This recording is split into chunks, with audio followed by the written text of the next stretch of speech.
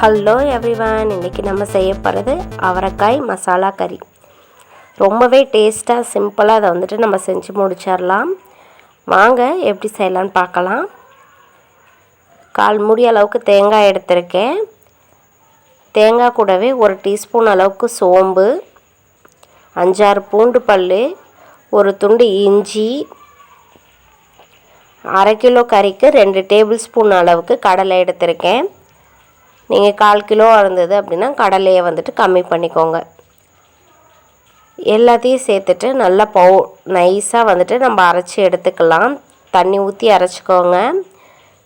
ஒரு பேனில் கொஞ்சமாக நல்லெண்ணெய் ஊற்றி வச்சுருக்கேன். எண்ணெய் நல்லா சூடானதும் கடுகு போட்டு தாளிச்சிட்டு நான் ஒரு பெரிய சைஸு வெங்காயத்தை கட் பண்ணி வச்சுருக்கேன். அந்த வெங்காயத்தை நல்லா கோல்டன் கலர் வர வரலையும் நம்ம வந்துட்டு வதக்கிக்கலாம்.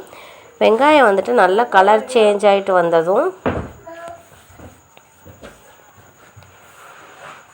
வெங்காயத்து கூடவே நம்ம மசாலா எல்லாத்தையுமே ஆட் பண்ணிக்கலாம். 1 டீஸ்பூன் அளவுக்கு கொத்தமல்லி தூள், 1 டீஸ்பூன் அளவுக்கு மிளகாய் தூள் சேர்த்துட்டு ஃபஸ்ட்டு இது ரெண்டையும் நல்லா வதக்கிக்கிறேன். இது நல்லா வதங்கினதுக்கு அப்புறமா இது மசாலா வறுக்கும் போது நம்ம அடுப்பு வந்துட்டு சிம்மில் வச்சு தான் வறுக்கணும். அப்போ தான் வந்துட்டு அடியில் கரியாமல் இருக்கும். இது நல்லா வதங்கினதுக்கப்புறம் இது கூட 1/4 டீஸ்பூன் அளவுக்கு மஞ்சள் தூள், 1/2 டீஸ்பூன் அளவுக்கு கரம் மசாலா எல்லாத்தையும் சேர்த்துட்டு நல்லா வதக்கிக்கலாம். இந்த மசாலாவோட இந்த பச்சை ஸ்மெல்லாம் போனதுக்கப்புறமா நான் ஒரு பெரிய சைஸ் தக்காளியை கட் பண்ணி வச்சுருக்கேன். அந்த தக்காளியை இதோடு சேர்த்துக்கலாம். தக்காளியை சேர்த்துட்டு இதை வந்துட்டு நல்லா மிக்ஸ் பண்ணி விட்டுருங்க. தக்காளியும் வந்துட்டு நல்லா வதங்கணும். தக்காளி வதங்குறதுக்காக கொஞ்சமாக வந்துட்டு உப்பு சேர்த்துக்கிறேன். உப்பு சேர்த்துட்டு நல்லா கிண்டி விட்டாச்சு அப்படின்னா தக்காளி வந்துட்டு சீக்கிரமாகவே வதங்கிடும். இப்போ தக்காளி வந்துட்டு நல்லா வதங்கினதுக்கப்புறமா கட் பண்ணி வச்சுருக்க அவரைக்காயை இதோடு சேர்த்துக்கலாம். அவரைக்காயும் சேர்த்துட்டு இதையும் நல்லா வதக்கிக்கலாம். நீங்கள் வந்துட்டு சாப்பாட்டுக்கு தான் செய்கிறீங்க அப்படின்னா கடலையோட அளவை வந்துட்டு கம்மி பண்ணி போட்டுக்கோங்க. நான் வந்துட்டு சப்பாத்தி, தோசை அப்படின்றதுனால நான் வந்துட்டு கடலை கொஞ்சம் எக்ஸ்ட்ரா போட்டிருக்கேன். சாப்பாட்டுக்கு மட்டும் செய்கிற மாதிரி இருந்தது அப்படின்னா அந்த கடலையோட அளவு கம்மி பண்ணிட்டிங்கன்னா நல்லாவே டேஸ்ட்டாக இருக்கும். இப்போ காயை நல்லா வதக்கிட்டு கொஞ்சமாக தண்ணி சேர்த்துட்டு நம்ம வேக வச்சுக்கலாம். காயை வந்துட்டு நல்லா ஃபஸ்ட்டு வதக்கி எடுத்துடணும். வதக்கினதுக்கப்புறம் தான் நம்ம வந்துட்டு கொஞ்சமாக தண்ணி சேர்க்கணும். தண்ணி சேர்த்துட்டு மூடி வச்சுட்டு இதை வேக வச்சுக்கலாம்.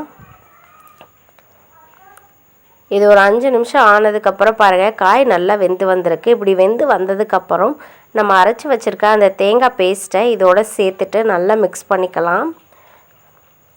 நீங்கள் வந்துட்டு இப்போ சப்பாத்திக்கு சாப்பிட்ற மாதிரி இருந்தது அப்படின்னா எக்ஸ்ட்ரா இன்னும் கூட தண்ணி ஆட் பண்ணிக்கோங்க.